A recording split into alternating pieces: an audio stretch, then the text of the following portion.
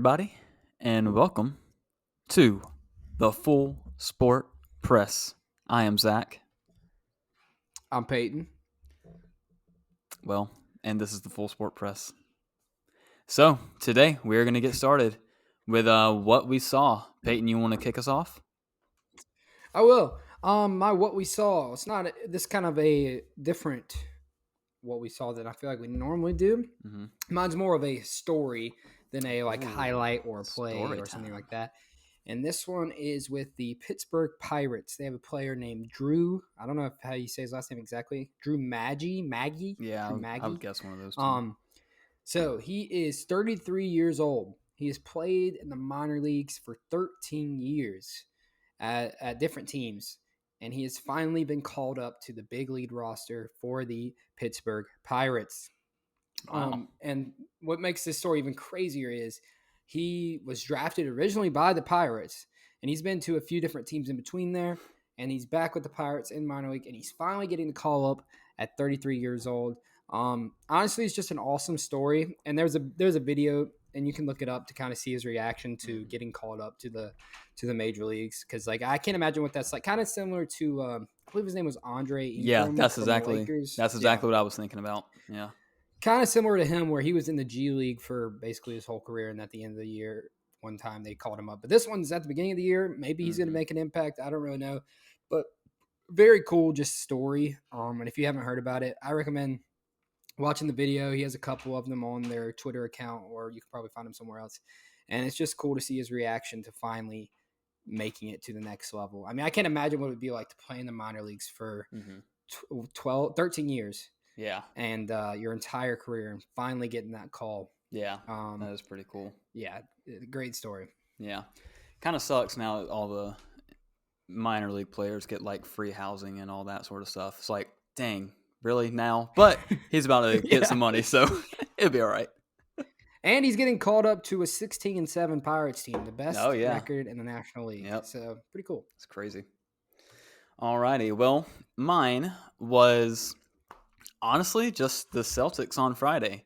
I believe I texted you, and in the first half of the game, the Celtics, who are playing the Hawks in this playoff series, made 16 threes, which I believe was a franchise record for them, obviously. And just to put that in perspective, the quote-unquote best three-point shooting team in the NBA is the Warriors, who averaged 16 threes a game. They did this in one half. They ended the game with 21, so they definitely slowed down in the second half. But yeah, this game, it was just it's like they couldn't miss. It was really weird. Anytime they shot a three, they just were always hitting them.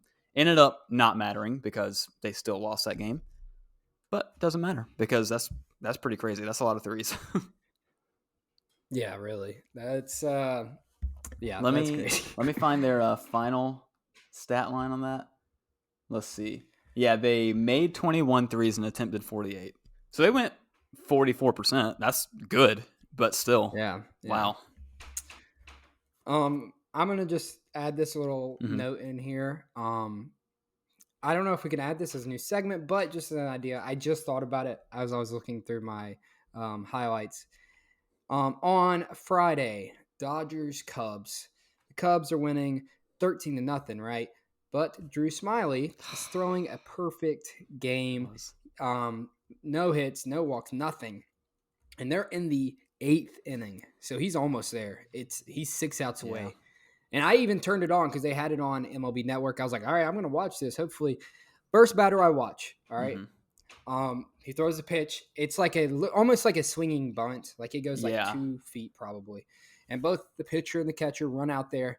And Drew Smyly grabs it, turns to throw, and the catcher's momentum is so fast, because they were both going for the ball, that he basically just jumps on his back. Yeah. And he can't make the throw, and they call it a hit. And that was the end of the perfect game. It was so bad.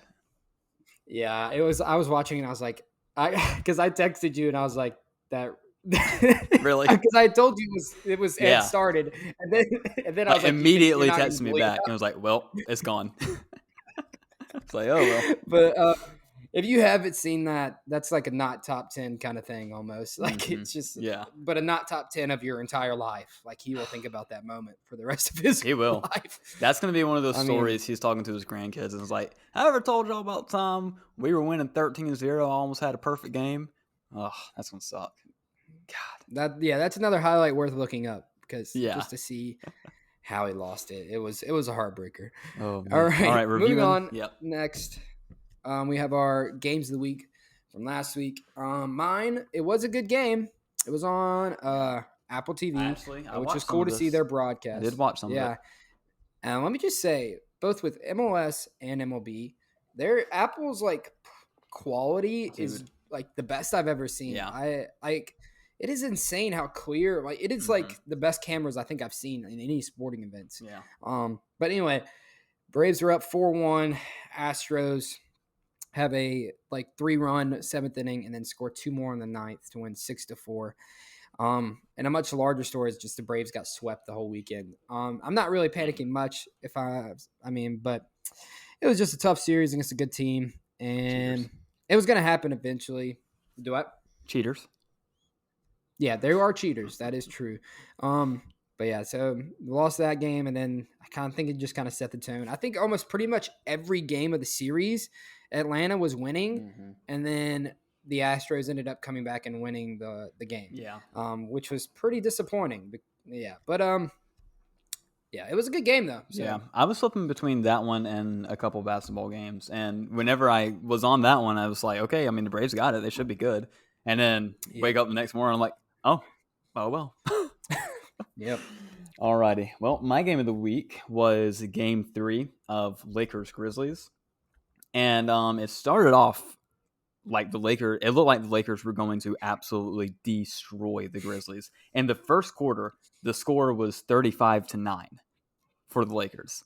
And Yeah. yeah, it was crazy. And then of course, it ended up being a very good game to watch because Mr. Dylan Brooks, who we're going to talk about a little bit later, um, had his antics going, got a little crotch shot to LeBron, and then got ejected. But yeah, it was a good game. Lakers ended up winning 111-101, and they tie the series, or not tie it. They're up 2-1, and I believe they play tonight. I want to say. Let's load. Let's load. Probably tonight. Yes, they do. They play tonight, of course, at. You want to say it? 10 o'clock. Yep. There we go. Alrighty. All right. Moving on to our first sport topic, MLB. We already talked about Astros sweeping the Braves. Sadly, another thing I wanted to mention, like I said, Pirates have the best record in the National League. The Rays had a few stumbles, but are still killing it, 19-3 in the American League. Is just crazy. And I think some people are probably surprised that them and the Baltimore Orioles are sitting at the top of the American League I'm East. pretty sure that last week when I talked about the Rays falling off, they only had 3 losses, and now they still only have 3 losses. So yeah, exactly, yeah. They're on a 5-game win streak. So, all right. And then a big series coming up this week: New York Mets, Atlanta Braves. Kind of a preview of who could win the division there. Possibly that'll be this weekend. So that'll definitely be something to keep an eye on for both of those teams, really, just to see how legit they are. Let me make sure. Yeah, this weekend and in New York. But main thing I wanted to talk about with baseball is more of a story than any games. Is Max Scherzer of the New York Mets. All right, let's just preface it by saying he was a guy who had came out multiple times about pitchers using substances to cheat, like on their hands, like spider's tack is a popular one, or there's other stuff that they will use to put on their hands that makes their hands more sticky to like grip the ball better. And he's came out, I believe, multiple times about how he is like so against it, and like anybody that does it should just be like ejected, all this stuff. So we start with that. Then Wednesday, the umpires are doing their checks of his hands, gloves, whatever. This is during the fourth inning, or maybe it was the third inning at first because there was 2 checks. Yeah, bottom of the third. They found like clumpy. They said his hand was clumpy from the rosin, which is the rosin bag, like the little white bag that they'll pick up, and sweat. And that he was told by the umpire to wash it off. So that I feel like that's pretty normal. I mean, he's using that bag Yeah. and it's sweat, and the way the sweat combines with it, it made it clumpy. Mm-hmm. So I guess that was his warning, maybe, or something like that. Okay. And he had to wash off his hands and his glove with alcohol in front of an MLB official. So he does that in the bottom of the second. Bottom of the second, he does that. He comes back out at the bottom of the third. Umpire checks his hands again, and his hand appeared clean, but the pocket of his glove was sticky. So he Mm. told Scherzer to use a new glove. So Scherzer goes and gets another glove, and continue to pitch.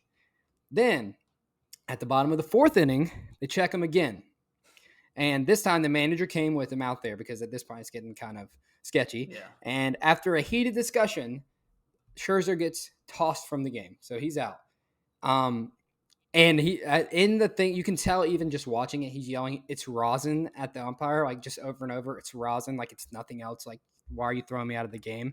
Um, and that he told reporters after the game he had done everything the MLB official had told him to do, washed his glove off, washed his hands off with alcohol, and all this stuff, and that it was basically he followed all the rules. And for example, he had a quote after he said, "I have to be an absolute idiot to try to do anything when I'm coming back out after being warned." And then he said, "I swear on my kid's life that I'm not using anything else. It's just sweat and rosin." But he now has a 10-game suspension along with the ejection because of the like substance or like the pitching rule. If you get caught with it, Wow. you get automatically suspended. And it's Dang. been apparently he's not even going to appeal it or whatever because like he doesn't think he has a chance to win it. But like it's just crazy because this guy who I honestly I believe him. I don't think he would do this. Like he's spoken out about it so much. Um, and then there's also been people testing it online, trying combining rosin with sunscreen because some said he had sunscreen on him, which is normal. They just happen to like react with the rosin a certain way, and they've tried it with sweat and all this stuff. And they think the problem is, and the MLB's policy is to wash your hands with alcohol, but that apparently makes it worse. Mm. And like, because like someone was doing a test of it, and when you washed it with alcohol, it just didn't. It just clumped up more. Yeah.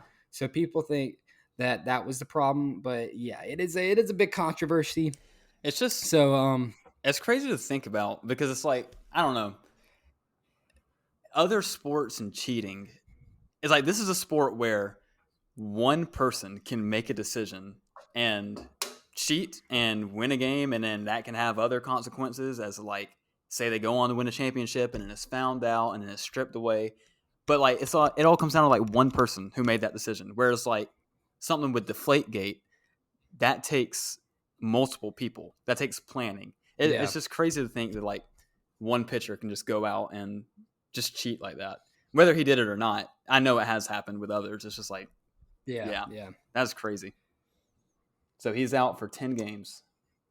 10 games, Wow. which isn't a huge deal for a starting pitcher. He'll basically miss 2 starts if you think Mm-hmm. about it, because they have a rotation of 5 Yeah. pitchers. So basically, he'll miss 2 starts. Um, but yeah, kind of just crazy situation. A little bit of controversy. Yeah. All right, moving on to soccer. Now, probably the biggest headlines of the weekend: Wrexham promoted to the English Football League 2, which is a big Yeah. deal because they'll finally be in a FIFA league. Like if you play the game Yeah. FIFA, they're not technically in a league yet because they're just like not at that level, but they've made it. They're in the English Football League 2. Um, Well, and Ryan Reynolds and they won't get what? into play in the FIFA league ever, actually. Yeah, they'll be in EA Sports FC. Sorry. Um, anyway, Ryan Reynolds and Rob McElhenney were there. I tell you what, I'm very excited for Welcome to Wrexham season 2. That should be really interesting now, considering they've been promoted. Then moving on to a little bit bigger leagues, the Champions Mhm. League semifinals are set. We got Man City versus Real Madrid. And then the Battle of Milan, AC Milan versus Inter Milan on the other side. Um, and Man City versus Real Madrid should be insane. I'm excited to see those games. Yeah. It's going to be a crazy matchup. Then in the Premier League, Arsenal, Arsenal, Arsenal. Don't know what we're doing. I, um, another draw. Yeah. I mean, they basically had it in the bag. It was going to take a major meltdown for Man City to be able to come back, and well, Arsenal had the major meltdown. Getting there. And the thing is, it's not great teams that they're even tying. Yeah. Southampton is, I believe, the bottom of. Yeah, they're in last place. That's who they tied against, the last place team. They're still in the lead by what, like 5? I think when I checked. Okay, yes, Whenever I checked, but they play Man City this week. But they are basically 2 games ahead of Man City. Mm-hmm. They played 32. Man City's played 30 because of the FA Cup. So technically, if Man City wins their next 2 games, they'll be in the lead. They would be in the lead. Ooh, yeah. Okay. So they're in the lead by 5 points right now, but not really because they have played 2 more games than Man City at this point. So it seems like Wednesday is an absolute must-win for Arsenal. Oh, Arsenal has to win. Absolutely. Man City's in control. As long as they don't stumble anymore, which I'm sure they will at some point. I hope so. If they don't stumble anymore, they've won the league. More cheaters, they by can the way, go. But yeah, they are cheaters. But if they make it the whole way without losing again, they would win the league. But Wednesday is a big matchup. It is. Man City versus Arsenal. Yeah. So that will be a big determining factor in the Premier League title race. It's gonna be a good one. And our final thing that happened today, Tottenham, after their great performance against Newcastle on the weekend, what was the final score? I believe 6-1. Yep. Losing 6-1, and I believe they were down. What was it? 3-0 in the first 10 minutes. Yeah. In the first 10 minutes they were down 3-0. So they decided to fire their interim manager. So I guess they're now on the interim. So can you, for our non-sports people, can you explain what having an interim manager means? So they already fired one manager this season. The interim manager came in to replace him, and they also fired him. So now they have the interim manager to replace him. This is something that doesn't happen. Like, usually if you're in the middle of a season and you're just bad and it's time to let a coach go, you fire them. You just bring on an interim, and it's just like, okay, let's just get through the year. It's going to be a bad year. It is what it is. Things were so bad that they fired their let's get through the year coach. That's just bad. I will say soccer's a little different because they are fighting for like a Champions League spot. At this point, probably not, but they're trying to fight for a Champions League spot. Which I guess they still want that, so they're gonna hire a new guy. But man, that's rough for Tottenham fans out there. Oh, that's awful. You hate to see it. All righty. All right, Zach. Let's move on to the NBA. NBA, we are still in the playoffs. We're going to be in the playoffs for like a month, but we're going to enjoy it. Yeah. There's some things I want to highlight first, like big things, and then I'll just say what each series is at and then go from there. So, number 1, the Bucks are missing Giannis. Holy cow. He got injured, game 1, and then they lost. They ended up winning game 2, and then come back Saturday night in Miami, and it was just not a pretty game. You could clearly tell missing Giannis. They're missing that offensive firepower from him. They're missing just that big body and that big presence in the paint. And Miami could just get any basket they wanted. They already got Bam Adebayo inside. Jimmy Butler can get to the hoop. Everybody else can shoot. So it was just not a good night for the Bucks. But luckily, they do get him back tonight. So Giannis will be back tonight when they play at 7:30. And we'll see if they can tie this thing back up, or are they going to go down 3-1, shifting back to Milwaukee? My question for you is, let's say Miami wins tonight. Is it time to hit the panic button for Milwaukee? Dude, or do you still trust them down 3-1 to pull it out? Oh, man, it's tough. It's tough. You have Giannis. Giannis is probably the best player in the league. He's not going to win MVP, but that's fine. He's probably the best player in the league. So you have that, but this Heat team, they're gritty. They win these games where they just grind it out. There are some games they've played and won where neither team has scored 100 points. And in the NBA, that doesn't happen. Jimmy Butler has balled out of his mind this year. I think if they go down 3-1, I'm not saying they'll lose in Milwaukee, but when they come back to Miami, it's going to be tough to win there. Yeah. So I don't know. I obviously like the chances for Miami a little bit more right now than I do the Bucks, but we'll just have to see. We got to see what happens tonight. Hopefully Giannis comes back and he'll be back to normal, and we'll just have a good slugfest. All right. After that, oh boy, we said we are going to come back to it. Here we are. Dillon Brooks. I don't even know what this man is doing. Like, I really don't. I'm going to read something that he said today. And I read it and I was just like, you look like the stupidest person in the world right now. So just to preface what happened Saturday night, obviously they're playing basketball. This is third quarter, I believe. The Grizzlies are trying to get that comeback and trying to win this game in LA because they're a 2 seed versus the 7 seed. They should win. But basically, Memphis either scores or they miss, and then LA gets a rebound. LeBron James has the ball in his hand, and he starts running back down court. And Dillon Brooks, in a weird motion where it looked like he was trying to make it look natural, but it was obviously not, he goes to swipe for the ball and just very cleanly just punches LeBron in the man parts, if you catch my drift. Yeah. And then he got ejected because it was very obviously on purpose. And then after the game, this guy, Dillon Brooks, declines to speak to the media. It's insane. So here's what he said today. He finally came out and spoke. And this is what he said. Have you seen this quote yet? I don't think I've seen this. Okay, good. I'm excited. I'm ready to get your raw reaction. I'm going to read it, and I want you to tell me your immediate thoughts. This is Dillon Brooks. The media making me a villain. The fans making me a villain. So now you think I intended to hit LeBron James in the nuts. Dillon Brooks on what he's been dealing with these past few years in the NBA. Go ahead. Yeah. The media made you say you don't respect LeBron until he puts up 40 on you, or just anything you've done the past year. Like push the cameraman. Yes. Go ahead. Oh my God, what else? Just antagonizing. There was something else. There was one other thing. Yeah. I can't remember what it is though. That's driving me crazy. That's the issue with the NBA. There's so much drama, you forget it all. And for him to say that after what he said, calling LeBron old. It's just, and then LeBron, he somehow he united a nation that half loved LeBron, half hated LeBron to pull for the Lakers. Yeah.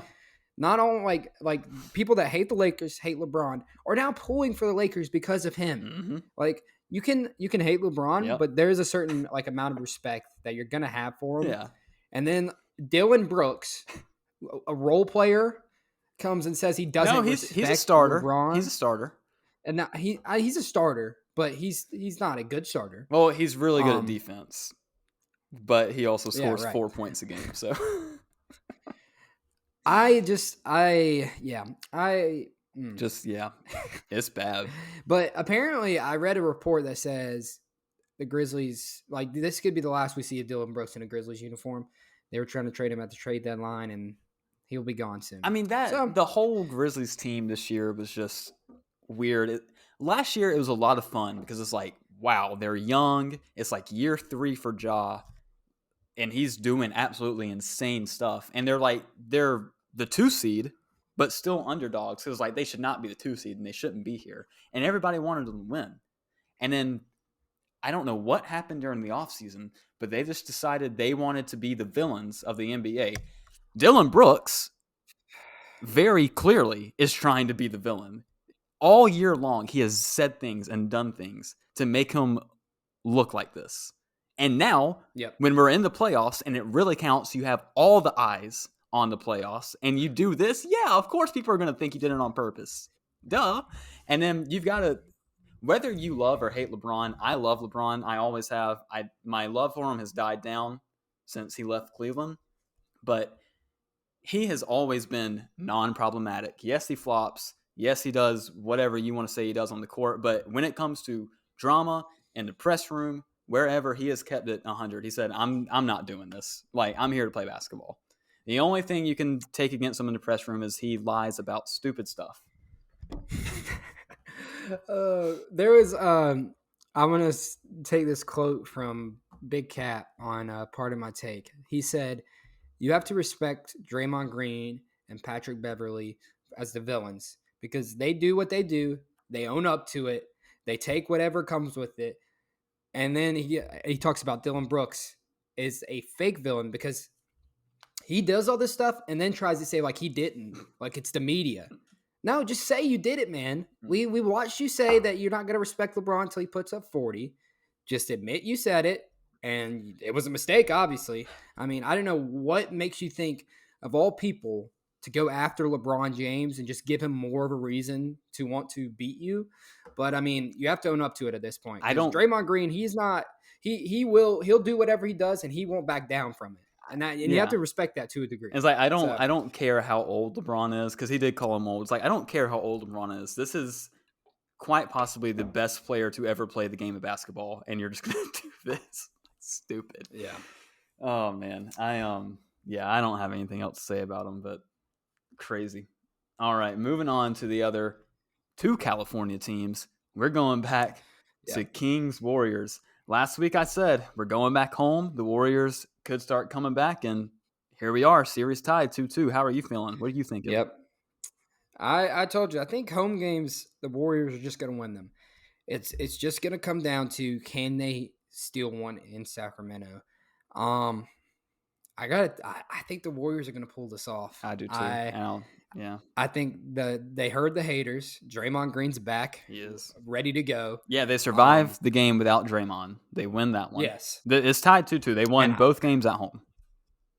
I think the Kings could have won one of those games. They could have. Yeah. The one. Then it's over. Yeah, the one last night. They really needed to win that one, and the Warriors gave them a chance. They really did. At the end of Harrison Barnes. At the end of the game, it was like 126-121, and the Warriors were up. They get a rebound, and there's like a kind of fight for the ball, and the Warriors call for a timeout, which they didn't have. So in the NBA, that's a tech. So the Kings got a free shot, and then I believe also got the ball because they got the foul.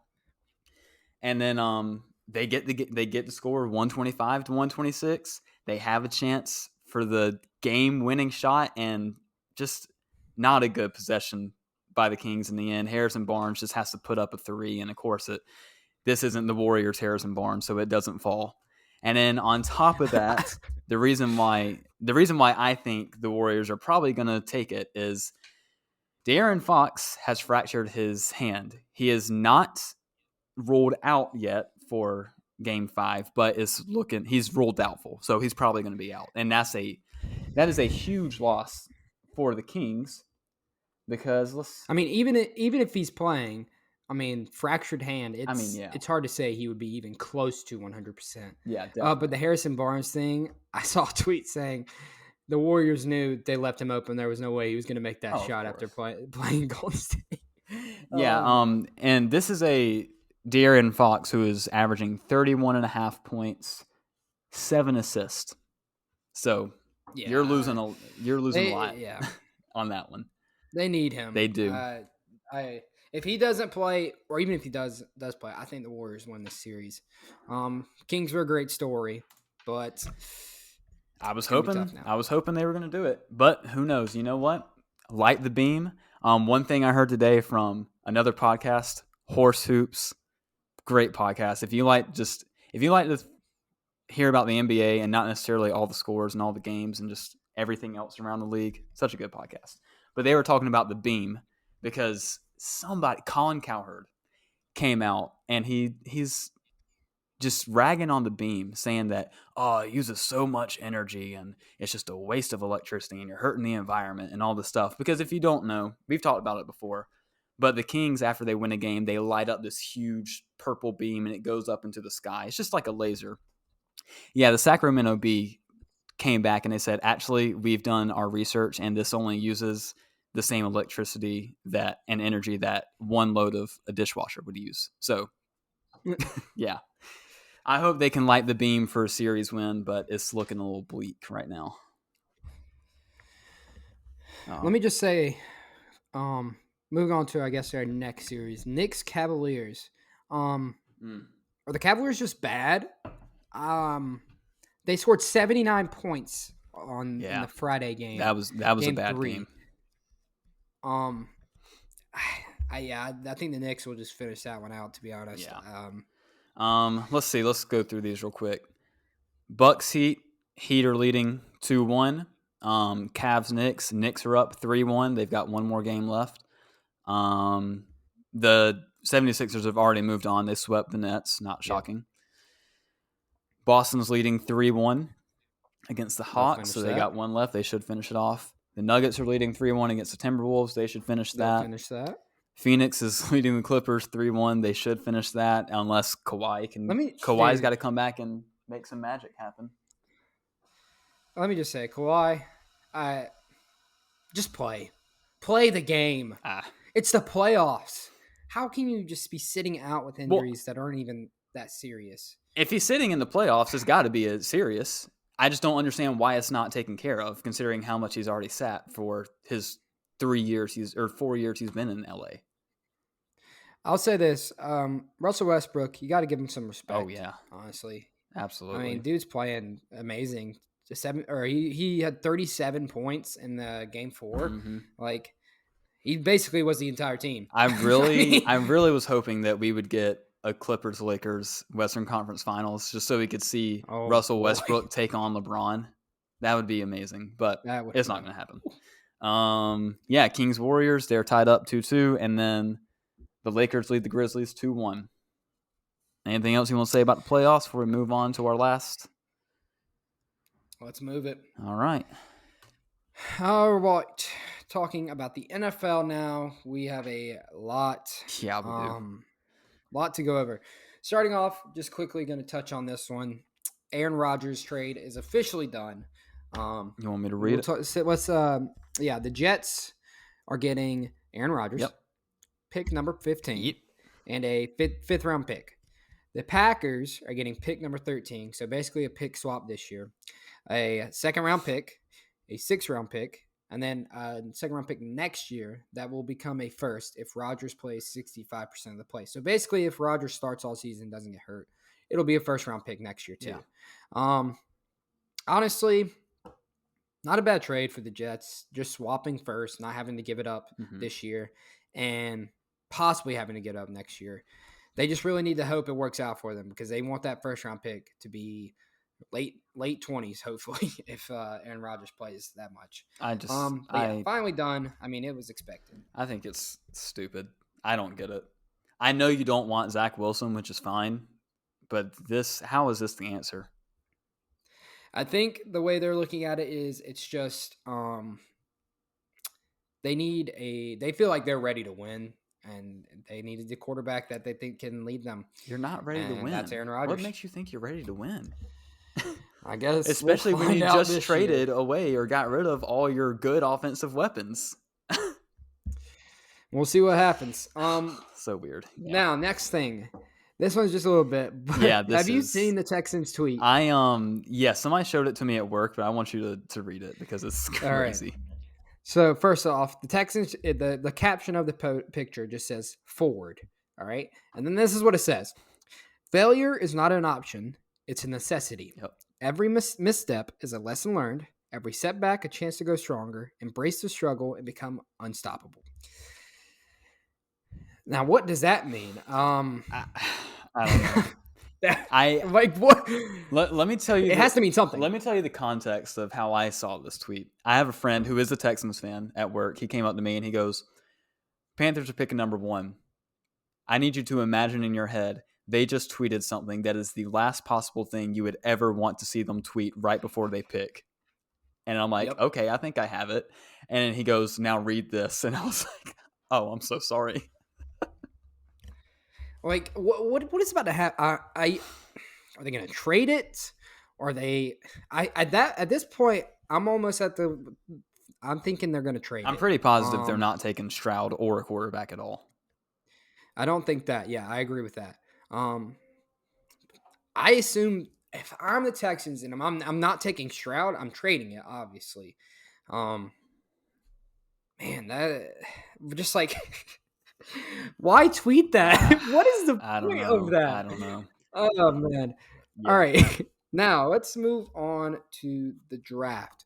You wanted to let's go ahead and Yeah. we want to look at that first. We can talk about the hooker thing during the middle of it, I figured. Talking to okay. Um yeah. Sounds good. So first, we got 3 different mock We drafts. We're do. kind of just going to go over and talk about some of the either surprising picks or maybe consistencies in all of them that like it seems like this is a consensus. This is going to happen.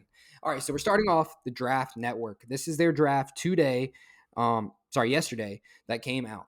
All right, starting off at 1, you got the Panthers taking Bryce Young. Woo! I think that is the Yeah, consensus. it's just that's At this point, I would be shocked if it's anybody else. I don't know what happened because this time a month ago it was very obviously Stroud, and then now for some reason it's Yeah. very obviously Young. I don't I think know we have a lot. like Yeah. what went on that made that switch, but yeah. I think there's something bigger that we're going to get to in a Okay. second that's going on with the whole league. All right. Then at number 2, now the Vikings trade for the pick, which is a possibility, and they take Will Levis. Yeah. I've seen multiple reports today saying the Vikings are like obsessed with Will Levis and they will trade up to number 2. Mm, Like they're willing to go that high for him. I I'm not getting I this don't one. get it. Don't get it. I understand if you think he will be available later in maybe the top 10, you want to get him as the 3rd or 4th guy. I don't know what you're looking at to think he's better than CJ Stroud. I don't know. Or Anthony Richardson or Hendon Hooker. He is the dead Yeah, last. Dead last. I would take a 7-year-old quarterback over him. And that's just how it is. All right, moving on. This one is another shocker in my opinion. We have the Cardinals taking Tyree Wilson, which Tyree Wilson is going to be a top 10 guy, but you know who it's not. It's not Will Anderson, which I thought was the consensus, like best player in the draft, like overall best player in the draft. But this has them taking Tyree Wilson over him. Then we move on to 4. We have the Colts, who are taking a quarterback, CJ Stroud, right? Yeah, you think. Wrong. Anthony Richardson at number 4 over CJ Stroud.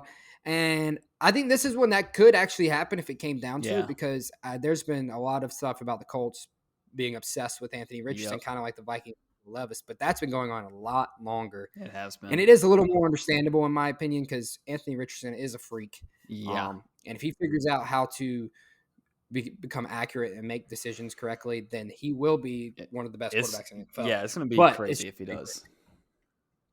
All right, then we got Seahawks taking Will Anderson finally. Lions taking Devon Witherspoon. Let's just kind of skip down. Falcons at 8 take Jalen Carter, which is that's interesting just because there's a lot of question marks around him at the moment because he did get arrested. And then we keep going, 9, 10. And the reason I'm skipping these picks is because they're either like a defensive end or an offensive tackle, like or cornerback, someone that it makes sense for that team.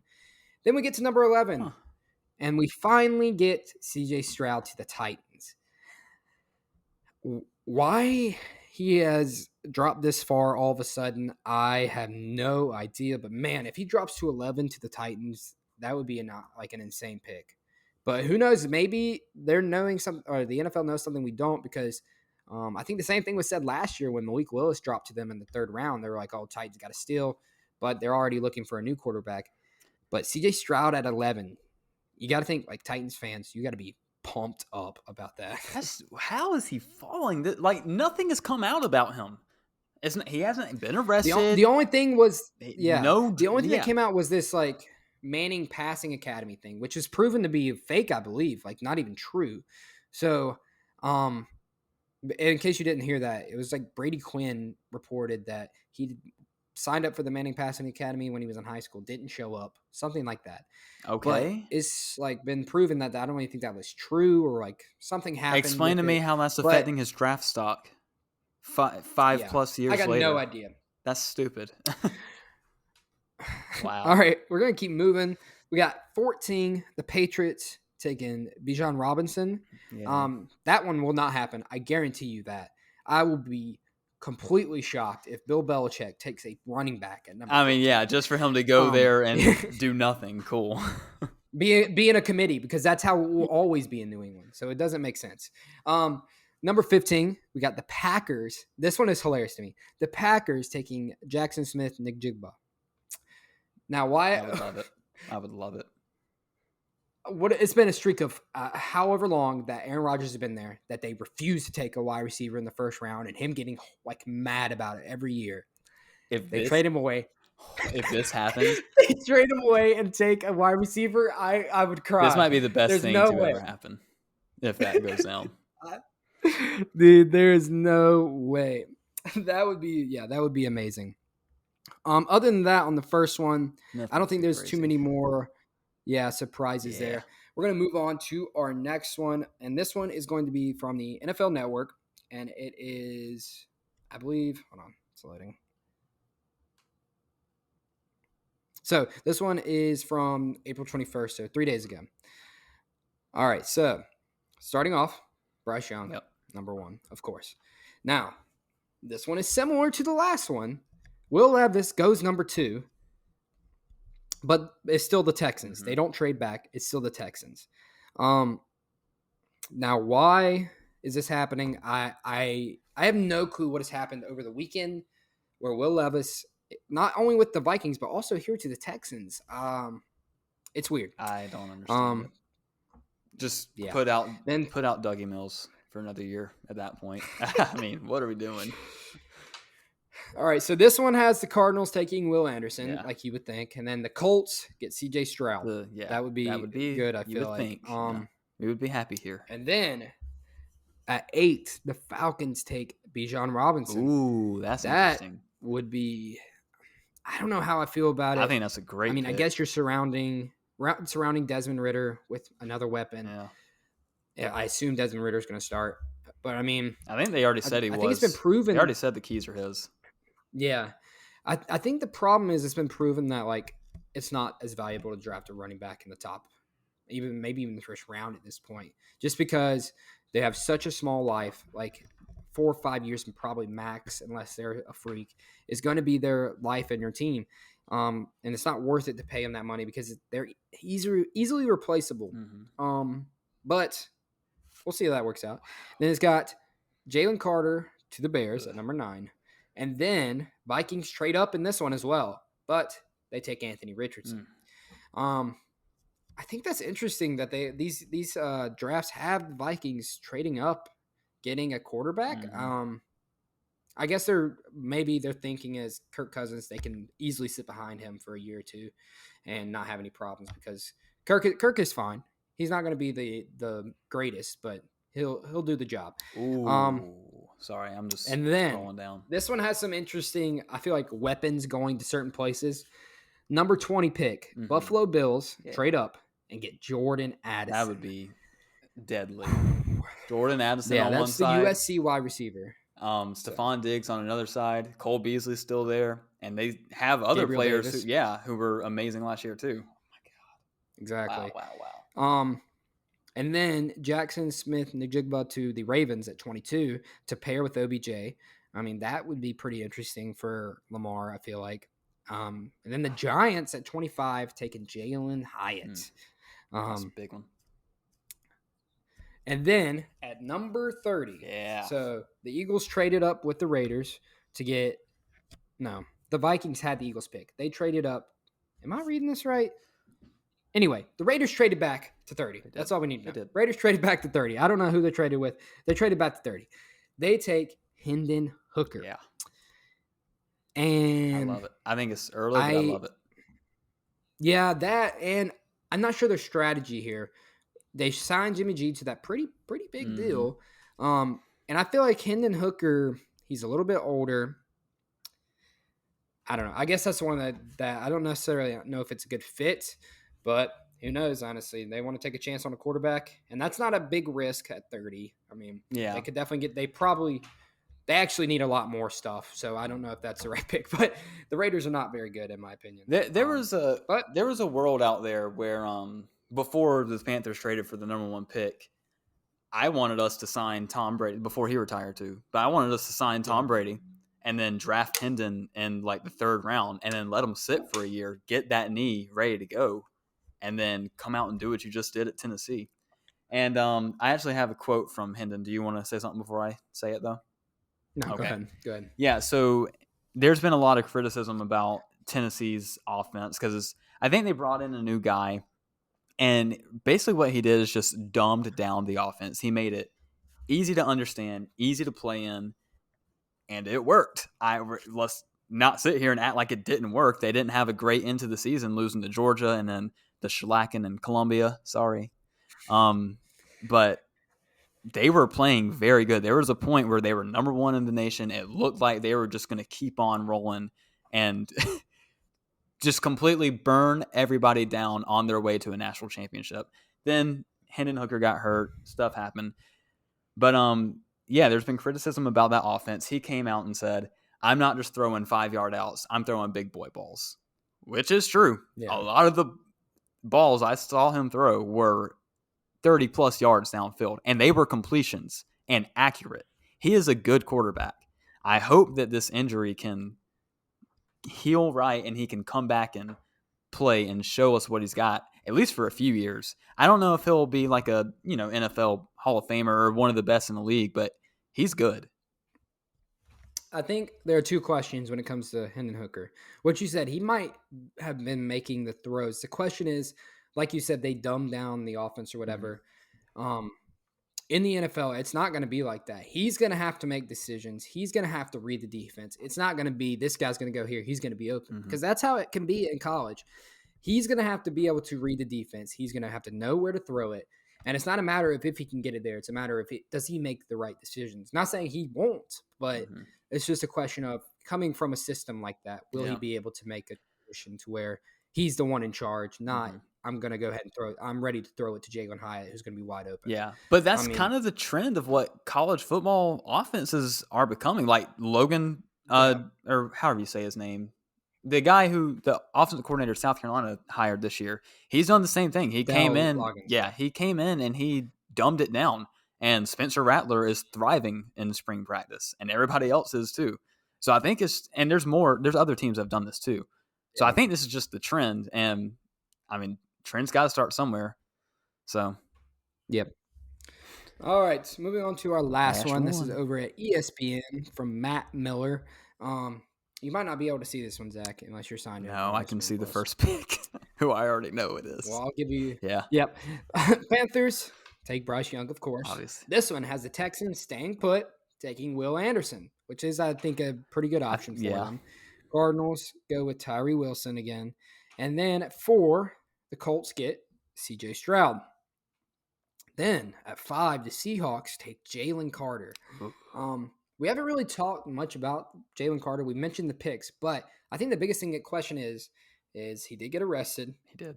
I don't know if they ever released, like, is that settled? Is there anything happening there? The last I don't thing know. I I heard never is read anything. he got arrested, or there was a warrant out for his arrest when they were here in Indy, Yeah, and then he like had to go back to Georgia and meet with them, and then he came back, and I right, know it was something involving the player or coach that died, right. but that's all I know. I haven't So I heard anything mean, else. and then I know after that incident, a lot of people were saying he was off draft boards for multiple teams, and they were just kind of like, we don't want to touch it. But according to these mock drafts, I mean, he's in the top 10 in every single one. Because a lot of the scouts still say he is the best player in the draft, right there beside Will Anderson. But I mean, I guess we'll see. Yeah. I will say another consensus kind of pick is the Lions taking Devon Witherspoon, the cornerback from Illinois. Um, I'm going to be honest, I don't know anything about Nope. this draft in It's particular. weird. Me and Zach have talked about it. It's weird. There's a lot of guys that we're just like not that familiar with. Like we feel like Devon Witherspoon, I have not even heard of until I started reading mock drafts. Like it's just a lot of guys that are maybe on a small, like not a big time team Mm-hmm. or not a big time name that you've heard of, like throughout college football season. Because me and Zach both watch a good bit of college Yeah. football, and some of these guys are just haven't heard of them. And then at 7, the Raiders take a quarterback, but it's Anthony Richardson. Um, Now that one I can see. You're just bringing in Jimmy Garoppolo for those 2-3 years, and then turning it over to Anthony Richardson, hoping he develops in that time. But like I said before, I just don't think the Raiders are at a point where they're ready to draft that quarterback. That team's just not good. No. Uh, like they're just not good. They need a lot more to get to that point. Um, Other than that, let's see if there's who else we got here at 11. The Titans take Will Levis, which I believe that was becoming the popular pick. Will Levis to the Titans before this Vikings thing that just came out of If nowhere that started. happens, I don't even know. I will be shocked. Well, I will say maybe they trade up to 2 because there was the 49ers. They traded up to 3 a couple years ago and took Trey Lance. Now, when they did that, everybody thought they were taking Mac Jones. Mm. So maybe it's something like that Yeah, where maybe the Vikings trade up to 2 and take Stroud it could and be. people or Richardson and people just think it's Will Levis for some reason. But man, yeah, if they traded up and got him, that would be interesting. So then we have at 12 the Texans again taking Jackson Smith-Njigba. So in this mock draft, say this was to happen, they go Will Anderson, then Jackson Smith-Njigba, but no quarterback, which is kind of interesting. I Yeah. mean, running with Davis Mills, I guess, another year. Why not? Um, and then other than that, on this one, Bijan Robinson to the Mm. Chargers, which is interesting because Austin Eckler requested a trade. That Yeah. would be their replacement. Ooh. And then Hendon Hooker to the Vikings. So Vikings Ooh. still grab a quarterback, Yep. but it's Hendon Yeah. Hooker. That's another scenario that really works out in my opinion. You got Cousins for 2 to 3 years. Mm-hmm. He's a good guy to learn under. Yep. Let Hendon Hooker recover. Let him learn the NFL offense. That's another scenario that I think is a good landing spot for him. Yeah, I And definitely. then other than that, Yeah, I was just gonna say okay. I definitely don't think Hendon is like a day one starter. Obviously, he's got to recover and finish his rehab. But even if he was healthy, um, I think he would need to sit a year or at least some of a year. But And then the last pick in this one I wanted to talk about is if it happens. Oh man, NFL, you got to fix something. oh boy, 31, the Chiefs select Jordan Addison. yeah, yep. And at that point, man, you're just letting these guys keep falling to the Why Chiefs, not? just giving Patrick Mahomes more weapons. At this point, though, it could almost be any wide receiver, and I'm going to say that. I just believe in even Patrick Kelvin Mahomes to be able to Benjamin. work with whoever. Okay, well, let's not get out of hand. Anyone but him. All right, yeah. So those are kind of the big 3 mock drafts we went Yeah. over. Nothing besides Will Levis 2 multiple times. Yeah, it's not even Will Levis at 2. It's the Vikings trading up to 2 to take Will Levis. If you're trading up to 2, I would think you're either taking Stroud or Young, who's ever is left. Maybe Richardson, but Levis, I just don't get it. That would be a shocker. Yeah. And you did send that report today saying this could be the craziest Yep, first I round. did. I saw. Where's that on Yeah. there? Yeah, I saw a Bleacher Report today that said draft night 1 is going to be insane. Nobody knows what's happening this year. So, yeah. And to go with that, I mean, you got Bryce Young pretty much locked in. All right. Mm-hmm. After that, every single pick after that Could be different. No, like there's nothing locked in. Like I feel like coming in from previous years, there's a couple picks that you feel pretty confident about are going to happen. Yeah. But this year, the Texans could go Will Anderson. They could draft C.J. Stroud. They could draft another quarterback. They could trade. And then after that, same thing with the Cardinals. They'll probably take a defensive end, but they could trade. And then when you get to the Colts, you get to the Seahawks, to the Raiders. Almost all those teams could take a quarterback, or I mean, it's going to be crazy. What's going to be fun to watch, I think, is the trades because you've got a lot of teams that are up here at the top, but that could still trade up. Like the Colts want to trade up. I know there's been reports about the Raiders wanting to trade up. There's been reports about the Chiefs wanting to trade up to get a wide receiver. It wouldn't be into the top 10, but it would be to get a wide receiver. Yeah. I mean, trades on night 1 could be crazy. Or, of course, it could go chalk. That's the fun of draft Yeah, night. exactly. And speaking of this, My game of the week is Perfect. the NFL Draft first round. Yeah. Thursday, 8 p.m. Beautiful. ESPN. And I'm representing my Panthers. Probably our best first draft pick in our history. I mean, Luke Kuechly. Yeah. But the number one pick, will they find last time the number one pick was Cam Newton. Yep. And even though we didn't win a Super Bowl, you would have to say it's a successful pick. I Yeah. mean, he won an MVP. He got us to the Super Bowl at least once. I mean, can they match that? Can they get someone even better? I'm excited to see that. Oh my But God, then I'm after scared. that's when the chaos starts. Yeah, it really is. Like Um, pick one is easy. Everybody knows it's going right. to be Bryce. It would be shocking a little bit if it was Stroud at this point, but still everybody would be like, okay. Yeah. It's going to be easy until those reports come out on Wednesday or Thursday morning that the Panthers are seriously looking at Will Levis or something like that, and that'll be like, because I feel like last time, let's see, the Browns, when they had the number one pick for Baker Mayfield, it was not Baker up until like draft week. It was who else is in that? It was either Josh Rosen, I can't remember the second, Sam Darnold. I feel like he went second. Yeah, Sam Darnold. Those were the guys that were going to be the number one pick. Baker Mayfield was in the teens or something like that. And then all of a sudden, it's the Browns are picking Baker, and they did. So as locked in as we feel on Bryce Young, Yeah. Who I'm not, knows? I'm not guaranteeing it because I don't know what could happen. Here's We could be what I getting say you do. anybody. If you're in a place where you can, go on whatever sports betting app you use. Just go put like $2 down on Hendon Hooker. Go put $2 down on Stroud. Go put two on Levis, and just for number one. And if something goes crazy and we don't pick Bryce, and say we pick like a Hendon Hooker or we pick a Will Levis or Anthony Richardson, you could be getting some money. Zach, have you seen the movie Draft Day? I have not. I know the premise though. Okay, well, you need to watch it. But for those who have seen it, all it takes is for people to figure out that Bryce Young didn't get invited to his, or he didn't invite his teammates to his birthday party. Once that comes out, Bryce Young drops. You better hope it's not true. Oh, God. All right. Well, that takes me to my game of the week. And mine, I kind of stole Peyton's because I wrote it down first. Which it actually has been my game of the week before. Yeah, it has been.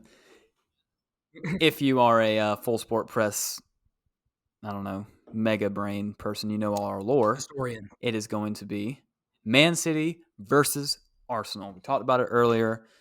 Man City is in complete control of winning this league if they want to. Arsenal has to win if they want a chance. If they want to win this thing, they absolutely have to win Wednesday. But yes, that game is Wednesday, 3 p.m. on Peacock. So if you got a Peacock account, make sure you tune in for that. It should be good. Hopefully Holland doesn't go crazy and Arsenal can get a win. Yeah, if honestly, I want Arsenal to win just to make it more interesting. I feel like if Man City wins that game, I'm pretty much chalking it up. Man City wins the league, but a draw or Arsenal wins, then we're back into the race of where it could be anybody's game. Yeah. So I'm pulling for Arsenal just to keep it interesting. Yeah, same. For the final push. All right. Alrighty. I think that about wraps us up. We'll see y'all. We'll have a lot to talk about next week with the NFL draft. Maybe we'll come up with some kind of draft grades, maybe our best picks, best sleeper picks, stuff like that. Yeah. Or maybe our most overpicked. What's that word I'm looking for? Overpicked? Reach. There it is. Our biggest reach, which will be Will Levis at number 2 if it happens. So just prepare yourself. All right. Well, thank you for joining us on Full Sport Press. Goodbye.